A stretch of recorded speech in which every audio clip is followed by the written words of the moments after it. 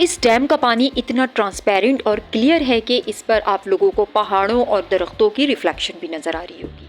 तो ये सारा अटमुकाम है और अभी थोड़ी देर के लिए हमारी बस ने यहाँ पर स्टे किया है। अस्सलाम वालेकुम, कैसे हैं आप सब? Welcome to my new vlog. इस वक्त हम लोग मुजफ्फराबाद में हैं, कोस्टर में, और हम लोग आज जा रहे हैं किरण वैली।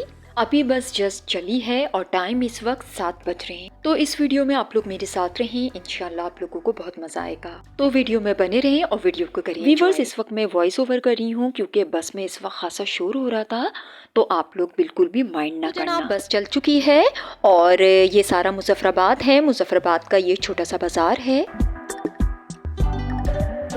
और ये यहाँ पर जैसे हमारी कराची में बाइके वाले होते हैं, सेम वैसे यहाँ पर ये ग्रीन कैप वाले कश्मीर राइडर हैं जो आप लोग को नज़र भी आ रहे होंगे। इसे आप लोग बाइके समझ लें। और हाँ, यहाँ पर बाइके भी होती है। अच्छा है, यहाँ पर सब कुछ अच्छी बड़ी सिटी वाला इंतज़ाम है और साथ में पहाड़ों के मज़े भी हैं। तो बच्चे बूढ़े सभी यहाँ पर इन बाइकिया या कश्मीर राइडर का इस्तेमाल कर रहे हैं अपने कॉलेज, स्कूल, यूनिवर्सिटीज़ या तो काम पे जाने के लिए। तो ये सब देखकर माशाल्लाह इतनी खुशी हो रही है कि पाकिस्तान ऐसे इलाकों में भी तरक्की कर रहा है जिन्हें हम मुकम्मल तौर पर सिटी नहीं कहते, लेकिन ये इलाके किसी सिटी से कम नहीं हैं। एक तो यहाँ पर नेचुरल ब्यूटी है और साथ ही ये इलाके वेल डेवलप्ड भी हैं। मुजफ्फराबाद आज़ाद जम्मू कश्मीर का दारुल हुकूमत है और सदियों से ये खूबसूरत शहर दरियाए नीलम और दरियाए जहलम दोनों के अतराफ में वाक़ई है। कहा जाता है कि 16वीं सदी में सुल्तान मुजफ्फर खान नामी एक हुक्मरान ने बाकायदा इस शहर को आबाद किया, तभी से इस शहर का नाम मुजफ्फराबाद पड़ा। अब मुजफ्फराबाद की आबादी की तरफ बढ़ते हैं। तो मुजफ्फराबाद की आबादी तकरीबन 1.25 लाख के लगभग है। तो और हाँ, मैं आप लोगों को मोबाइल कैरियर का भी बताती चलूँ कि हम लोगों ने अभी तक मुजफ्फराबाद में स्टे किया, आगे की तरफ हम लोग जा रहे हैं। तो मोबाइल सिग्नल का बताऊँ कि हम लोगों ने यहाँ पर जोंग इस्तेमाल किया।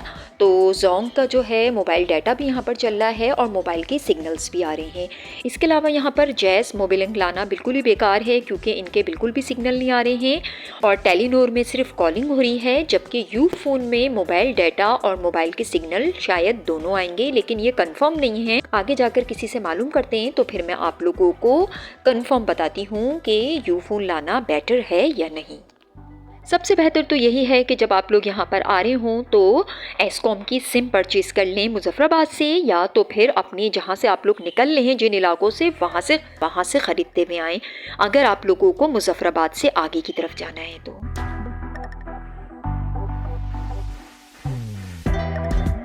मुजफ्फराबाद की मैं आप लोगों को एक बात और बताऊं कि यहाँ का लिटरेसी रेट खासा बेहतर है और इस वक्त जो है सुबह का टाइम है, तो मुझे बहुत से बच्चे, जिसमें खासकर बच्चियाँ स्कूल और कॉलेज जाती हुई मुझे नज़र आ रही हैं। और इसी लिटरेसी रेट के मुतालिक मैं एक और इंटरेस्टिंग बात बताऊं कि यहाँ पर नस्ट और फास्ट के प्रिपरेशन टेस्ट भी कराए जा रहे हैं यूनिवर्सिटीज़ के लिए। तो यहाँ के लिटरेसी रेट का आप लोग अंदाज़ा खुद ही कर सकते हैं।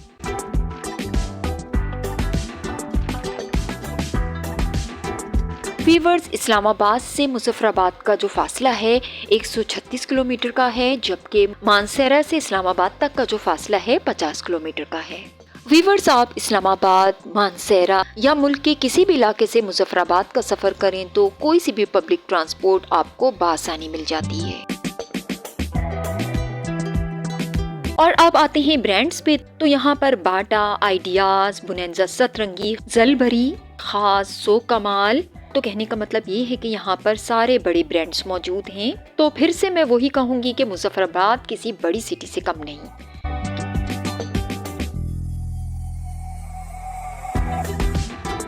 मुजफ्फराबाद का इलाका कई तहजीबों और मज़ाहिब का मरकज़ रहा है।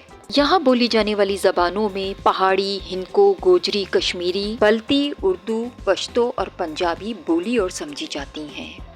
खाने पीने का मैं बताती चलूँ तो यहाँ पर जो खाना है वो गोश्ताबा बहुत ही ज़्यादा मशहूर है। इसके अलावा यहाँ पर बागर खानी और कुलचे बहुत ज़्यादा खाए जाते हैं। तो आप जब भी मुजफ्फराबाद आएंगे तो आपको जगह जगह बागर खानी और कुलचे नज़र आएंगे। तो लीजिए जनाब, अब हम पहुँच गए हैं Neelum Jhelum hydro power project के करीब। तो ये सारा Neelum Jhelum hydro power plant project है और जिसका डिस्टेंस मुजफ्फराबाद से 42 किलोमीटर है और ये मुजफ्फराबाद का मुज़फ़्फ़ाती इलाका है। इसके अलावा मैं आप लोग को ये भी बताती चलूँ कि ये Neelum Jhelum hydro power plant project जो है पाकिस्तान का पहला ज़ेरे ज़मीन बिजली का प्रोजेक्ट है। तो देखने से तो ऐसे ही लग रहा है कि ये नेचुरल डैम खुद ही से बना हुआ है, बस उन्होंने गेट पे अपने पीछे से सेट किए हुए हैं। तो इस डैम का पानी इतना ट्रांसपेरेंट और क्लियर है कि इस पर आप लोगों को पहाड़ों और दरख्तों की रिफ्लेक्शन भी नज़र आ रही होगी।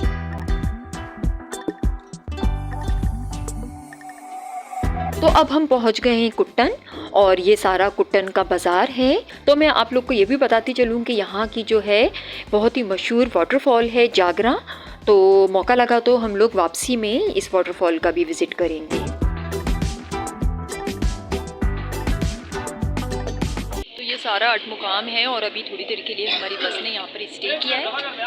अटमुकाम का बाज़ार है और माज यहाँ पर एस्कॉम की सिम का भी पूछने के लिए गया है, क्योंकि हमारी एस्कॉम की जो सिम पुरानी वाली थी वो चल नहीं रही है और अब नई ख़रीदनी पड़ेगी। तो देखें वहाँ कहीं जा रहा है माज, यहाँ पर भी शायद सिम मिलती है। सारा बाज़ार है और कुछ होटल्स वगैरह हैं, जो लोग आते हैं वो यहाँ पर सारे में रुकते हैं। गेस्ट के लिए होटल्स वगैरह बने हुए हैं। देखिए यहाँ पर सारे ट्रेडिशनल कश्मीरी जोड़े बच्चों के मिलने, बच्चों बड़ों ख़वातीन के मिलने।